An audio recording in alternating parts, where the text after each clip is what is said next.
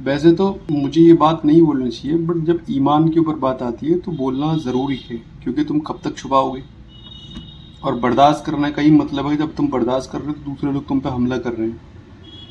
मेरा बोलने का मतलब ये है, तुम तो जिंदे पे 72 के मजे लेती हो। ठीक है, धर्म आपके सबसे बड़ा अच्छा है, ये अच्छी बात है, बट आपको किसने हक दिया कि आप जो है किसी दूसरे के मजहब पे उंगली उठाओ। लेकिन लॉ के हिसाब से अतीक को और उसके बेटे को, उसकी फैमिली को टेररिस्ट बता दिया और उसका एनकाउंटर कर दिया।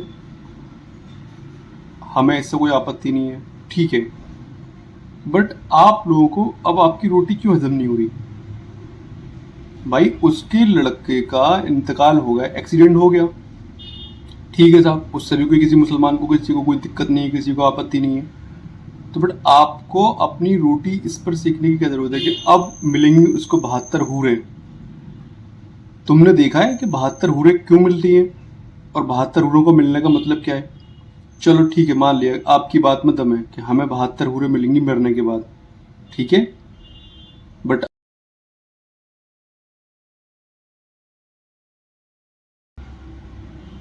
बोलने से पहले कम से कम ये सोचो कि किसी की भावनाओं को आहत पहुंचेंगे वजह से। तुम्हारे लिए अगर कोई बंदा बोल दे हल्का सा तो वो बहुत बड़ा जुर्म हो गया, और तुम खुल के बोल रहे हो, ये बिल्कुल सरासर गलत है।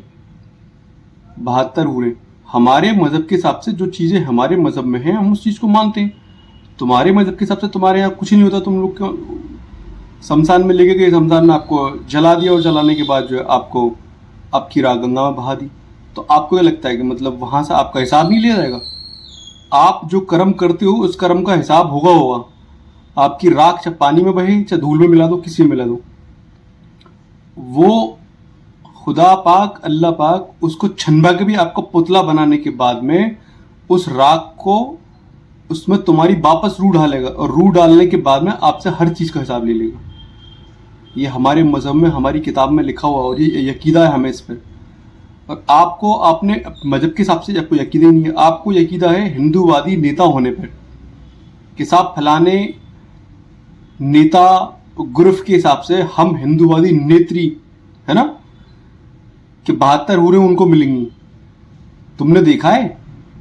अगर तुम पढ़ी लिखी हो तो तुम पढ़े लिखे होने के हिसाब से जरा किताबों को पढ़ो और समझो कि मजहब क्या होता है। मेरा कहने का मतलब ये है, आप किसी के बारे में ऐसा ना बोलो जिससे कि किसी की भावनाओं को आहत पहुंचे और किसी को दर्द हो, किसी को तकलीफ हो। अपनी नेतागिरी चमकाने के लिए आप बहुत सारी चीजें कर सकते हो, जरूरी नहीं मुसलमानों को टारगेट करो। मेरा कहने का मतलब यही है। और जय हिंद और जय भारत। मैं भी पक्का एक मुस्लिम हूँ और मैं भी सारे हिंदू लोगों से कांटेक्ट में रहता हूँ, मेरे दोस्त भी हैं, सब कुछ है, पर ऐसी कोई दिक्कत नहीं है। आपको बोलने से अपने अल्फाजों पे सोचना चाहिए और गौर करना चाहिए, और आपको माफी मांगनी चाहिए उस चीज पे। जय हिंद, जय भारत।